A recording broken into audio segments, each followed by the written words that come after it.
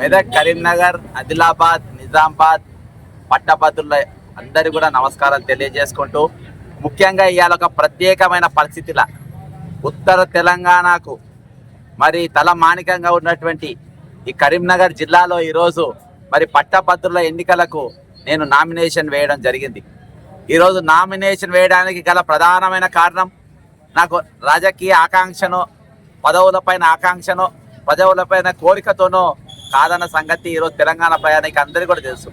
ఎందుకంటే ఒక అధికార పార్టీ మీద కూడా ఈరోజు కాంగ్రెస్ పార్టీ అధికారంకి వచ్చిందంటే మీరు ఏ కేసు చూసినా, కాళేశ్వరం పక్క చేర్సనని కొట్టినా, మన మిషన్ భగీరథ పక్క చేర్సనని కొట్టినా, ధరణి పక్క చేర్సనని కొట్టినా, గ్రూప్ 1 క్వశ్చన్ పేపర్ లీక్ పక్క చేర్సనని కొట్టినా, ఏ కేసు చూసినా నాదే ఉంటుంది. ఈ రోజు ఉన్న ముఖ్యమంత్రి కానీ, పిసిసి ప్రెసిడెంట్ కానీ ఎవరిది కూడా ఎక్కడ కూడా ఎటువంటి పాత్ర లేదు. వీళ్ళందరూ గత ప్రభుత్వంతో ఒక సిండికేట్ లెక్క పనిచేసినటువంటి వ్యక్తులే. కానీ 2014లో తెలంగాణ 1200 మంది విద్యార్థులు అమరు త్యాగాల పునాదుల పైన ఈరోజు తెలంగాణ ఏర్పడితే వాళ్ళ త్యాగాలు ఏమైనాయి? ఆ రోజు మరి తెలంగాణకు ఒక టీపీఆర్ చూపించిండ్రు. తెలంగాణ ఏర్పడితే నిధులు నియామకాలు అని చెప్పిర్రు, స్వయం పాలన అన్నారు, ఆత్మగౌరవం అన్నారు. మరి ఆ TPR detail project report Telangana ఏర్పడితే బ్రహ్మాండంగా ఉంటుందని చెప్పిన మరి ఆ విరోచతమైన మరి ఎవరు మగధీరులు, మరి ఆ మేధావులు ఈరోజు ఎక్కడున్నారు? Where is mister Kodanda Ram, where is Dashapathi Mallayya, Mallapalli Lakshmayya? ఈ మేధావులంతా ఎక్కడ పోయింది? ఈరోజు కొంతమంది ఆ పార్టీ చెట్టు కిందికి పోతే, కొంతమంది ఈ చెట్టు కిందికి వచ్చింది. మరి మీరు ఒక పార్టీ నీడ కింద మీరు స్వార్థం కోసం పనిచేసేటోళ్ళు అయితే మరి ఈ పిల్లలను మీరు రెచ్చగొట్టి ఎందుకు చంపారు? గ్రూప్ 1 ఎగ్జామ్ అయితే నా రాష్ట్రం వచ్చినాక నేను నా రాష్ట్రం వచ్చి నేను పరీక్ష రాసుకుంటాను క్వశ్చన్ పేపర్ లీక్ చిప్పి బయటకు వచ్చిన విద్యార్థులు ఈరోజు తెలంగాణ ఏర్పడ్డాక జరిగిన 2016 group 1 exam paper leak, 2022 paper leak. ఈ రోజు 3 రోజులైతే పరీక్ష ఉంటుంది గ్రూప్ 1 ఎగ్జామ్. ఇన్ని రోజులు చదువుకున్న మీ పుస్తకాలు పనికిరావు, తెలుగు అకాడమీ పుస్తకాలు పనికిరావు అని చెప్పేసి టీజీపీఎస్సీ చైర్మన్ స్టేట్మెంట్ ఇస్తాడు. వారం రోజులలో ఏం చదువుతాడు? ఎక్కడికి వెళ్ళి తెచ్చుకొని చదువుతాడు? ఇది ఆలోచించాల్సిన అవసరం ఉంది. ఈరోజు నిరుద్యోగులు అనాథ లెక్క రోడ్ల పైన ఉద్యమాలు చేస్తే ఏ ఒక్క ప్రశ్నించే గొంతులు, ఎవరైతే డీటెయిల్డ్ ప్రాజెక్ట్ రిపోర్ట్ తెలంగాణ ప్రజల ముందు ఉంచిర్రో ఆ మేధావి ఒక్కడు కూడా కనవాలే. భయ మీకు అంత స్వార్థం ఉంటే ఆ రోజే మరి ఉమ్మడి ఆంధ్రప్రదేశ్ ఉన్నప్పుడే వాళ్ళతోనే కుమ్మక్కై పైసల కోసం ఉండేది. ఈరోజు పదవుల కోసం వాళ్ళ దగ్గర పోయి వాళ్ళ సంకనాక్తం మీ పదవులు ఇచ్చేటోళ్ళు. కానీ ఈరోజు మీ పదవుల కోసం, మీ పబ్బం కోసం, మీ స్వార్థం కోసం 12 మంది విద్యార్థులు చంపినారు. ఇయాటికి నిరుద్యోగులు రోడ్లపైనే ఉన్నారు. ఆంధ్రోడు ఆ రోజు ఆంధ్ర పాలకులు గ్రూప్ 1 ఎప్పుడే జాబ్ క్యాలెండర్ ప్రకటించేది. నీ జాబ్ క్యాలెండర్ ఏమైంది? ప్రియాంక గాంధీ గారిని తీసుకొని వచ్చిండ్రు. హైదరాబాద్ యూత్ డిక్లరేషన్ అన్నారు. ప్రతి విద్యార్థికి 4000 రూపాయల పెన్షన్ అన్నారు. ₹1 కూడా ఇవ్వలేదు. అంటే ప్రియాంక గాంధీ కూడా మాట లేదు. జాబ్ క్యాలెండర్ అన్నారు 2 లక్షల పోస్ట్ సంవత్సరం లోపు దిప్పుతామని చెప్పారు. 14 నెలలైనరు, ఒక్క నౌకరు కూడా ఈ రోజు జాబ్ క్యాలెండర్ డిక్లేర్ చేసిన పరిస్థితి లేదు. అసలు ఏ డిపార్ట్మెంట్ ఎన్ని ఖాళీలైనా ఈ రోజు వరకు బయట పెట్టలేదు. ఫిబ్రవరి 17వ తారీఖు చీఫ్ సెక్రటరీ ఒక స్టేట్మెంట్ ఇచ్చింది. తెలంగాణలో రిటైర్డ్ అయిన వ్యక్తులు ఎంతమంది ఉన్నారు అంటే 1027 మంది ఉన్నారు అని అన్నారు. మరి ఇయాటి వాళ్ళకి ఎందుకు తీయలేదు? ఇయాటి వాళ్ళకి ఎందుకు కొనసాగిస్తున్నారు? రిటైర్మెంట్ వయసు మళ్ళీ 60 ఏళ్ళకెళ్ళి ఈరోజు 65 ఏళ్ళకి పెంచారు.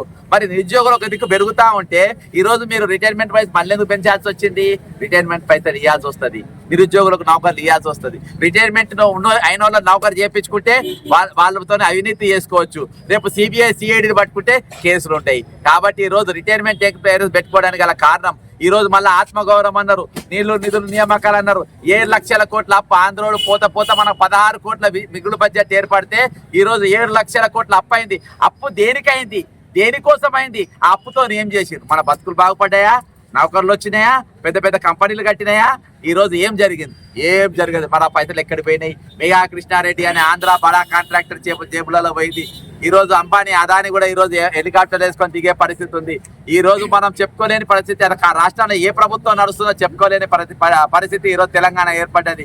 ఈ రోజు ఎవరైనా కుటుంబస్తులు ఒక బిడ్డని ఇవ్వాలంటే మనం ముందు 10 తరాలు వెనుక 10 తరాలు ఇస్తాం. కానీ మన రాష్ట్రంలో ఏంటంటే ఎసోంటోనికి ఇష్టం అంటే బాజాప్తా నోట్లు ఇచ్చేటప్పుడు రెడ్ హ్యాండ్ దొరికిన ఈ రోజు ఒక గూగుల్లో కొట్టండి మీరు, రెడ్ హ్యాండ్ దొరికిన ఒక దొంగకు చేతుల ఈ రోజు రాష్ట్ర భవిష్యత్తు ఆయన చేతులు పెట్టిండ్రు. కాబట్టి ఈ రోజు ఏమైతే దొంగ ఏం ఆలోచిస్తారు? ఎట్లా దోసుకోవాలి, ఏం దోసుకోవాలి, ఎట్లా దోసుకోవాలి. పొద్దు మాపు ఇది తప్ప ఇంకోటి ఉంటుంది. ఈరోజు తెలంగాణ ప్రపంచ దేశంలో ఏ రాష్ట్రం కూడా జనాభా తగ్గలేదు. సంవత్సరానికి జనాభా పెరుగుతూ ఉంటుంది, కానీ మన తెలంగాణ జనాభా తక్కువైంది. ఎట్లా అంటే 2014లో సర్వ కుటుంబ సర్వేల ఆ రోజు వచ్చిన జనాభా ఏంటంటే 3,68,00,000 లక్షల జనాభా వచ్చింది. మరి ఇప్పుడే వచ్చింది రేవంత్ రెడ్డి సర్కార్ 2025 ఎంత వచ్చింది? 3,54,00,000 వచ్చింది. అంటే 14 లక్షల మంది జనం ఎట్లా తగ్గిండ్రు? జనం పెరుగుతారా తగ్గుతారా? ఈ 10 సంవత్సరాలు ఏ విధంగా తగ్గిండ్రు? అంటే ఈరోజు పౌరసత్వం రద్దు చేసిండ్రా? ఈరోజు ఎవరిని గుర్తించలేదు. దీని మీద అసెంబ్లీలో చర్చ ఎందుకు జరగలేదు? దీని మీద అసలు మన అందులో జరిగినటువంటి ఆ అంకెలను మీరు ఎందుకు ప్రతిపక్షాలు ఎందుకు పట్టుకోలేదు? కాబట్టి అనేకమైన అంశాలు ఈరోజు శాసనసభలో కానీ శాసన మండలిలో కానీ మాట్లాడవలసిన అవసరం ఉన్నది. అందుకనే నేను ఈరోజు ప్రత్యేకమైన నా సాహసపైన నిర్ణయంతో ఈరోజు నేను దివారాత్రులు నేను గత ప్రభుత్వాల పైన ప్రాణాలు తెగించి, చాలా మంది అనుకుంటారు మీరు ఇంకా బతుకుండా అని. ప్రజల ఆశీర్వాదము దేవుని దయతోని బతుకున్నా, కానీ ఈరోజు నా ప్రాణాలు తెగించి నేను కొట్లాడినా. కానీ మీరు ప్రాణాలు తెగించే అవసరం లేదు.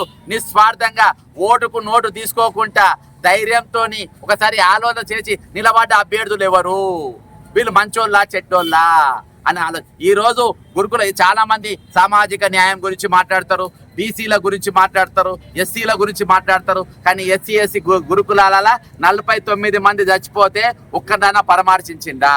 ఈరోజు చైతన్య కాలేజీలలో ఎంతమంది చచ్చిపోయినారు?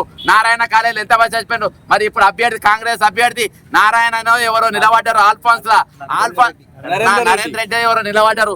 మరి ఆయన ఆల్ఫాన్సల్ అనిన్నట్టుకెళ్ళి ఒక 24 అమ్మాయి కనబడతలేదని చెప్పి ఇందాక నామినేషన్ అని పోతే చెప్తా ఉన్నారు. ఇప్పటిదాకా FIR ఎందుకు జరగలేదు? ఎందుకు మాట్లాడతారు? నారాయణ రెడ్డి గురించి మాట్లాడే దమ్ము నాకు